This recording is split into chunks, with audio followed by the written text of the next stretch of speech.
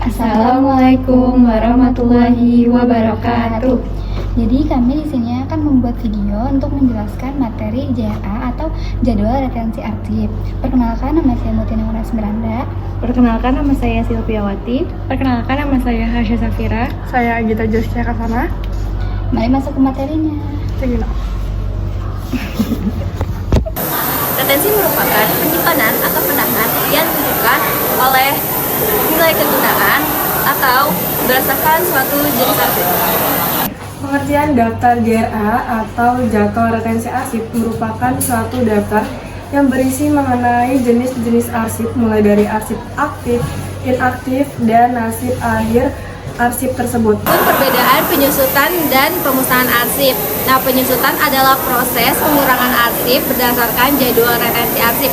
Kegiatannya yaitu seperti memindahkan arsip inaktif ke unit kerja ke unit perusahaan. Sedangkan pemusnahan arsip ialah kegiatan menghancurkan arsip yang sudah tidak memiliki nilai guna lagi dan sudah habis masa retensinya.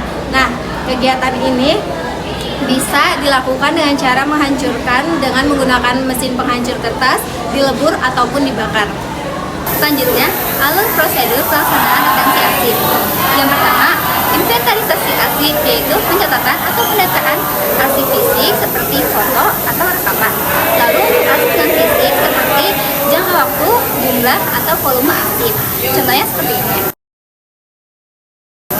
Yang kedua, penyusunan daftar, yaitu berisikan jenis-jenis arsip yang telah disimpan. Contohnya seperti surat cuti dan surat lamaran kerja itu masuk ke dalam subjek arsip pengguna. Dan untuk akta tanah masuk ke dalam subjek arsip kitab. Yang ketiga, penilaian arsip, yaitu yang merupakan menjadi dasar kebijakan dalam melaksanakan penyusutan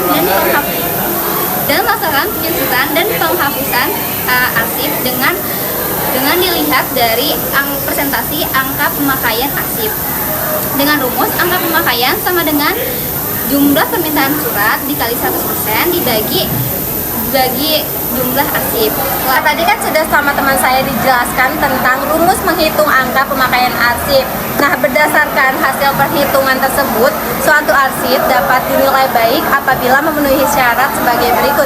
Yang pertama, persentase angka pemakaian arsip tinggi atau setidaknya adalah 15%. Dan yang kedua yaitu warkat yang disimpan dalam arsip masih mempunyai manfaat atau bernilai. Dan yang terakhir itu masih aktif membantu jalannya perusahaan atau organisasi. Kartos tahun 2013 juga mengemukakan nilai guna arsip yang lebih luas lagi. Yang pertama ada nilai guna pengawasan, yaitu nilai guna yang berkaitan dengan kegunaan arsip sebagai bahan pemeriksaan.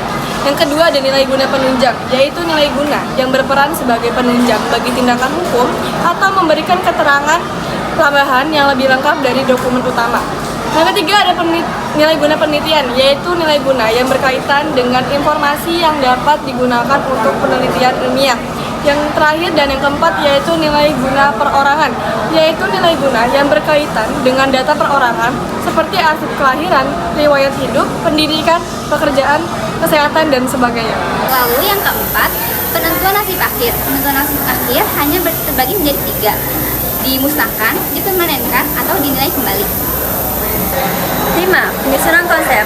Setelah langkah-langkah sebelumnya dilakukan, hasilnya dibuat dalam bentuk konsep. 6. Pengesahan. Pengesahan JRA biasanya dilakukan oleh pimpinan perusahaan. Namun sebelum disahkan, langkah-langkah baiknya direkomendasikan ke ANRI. 7. Pelatihan.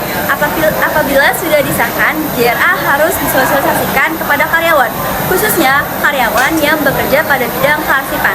8. Kontrol penggunaan dan penyempurnaan. Lakukan pengontrolan dalam implementasi JRA. Sebab, sebagus apapun JRA yang telah dibuat tidak akan berarti apa-apa jika pelaksanaannya tidak sesuai. Baik, sekian pemaparan materi dari kami. Kurang lebihnya mohon maaf. Wabillahi taufiq wal hidayah. Wassalamualaikum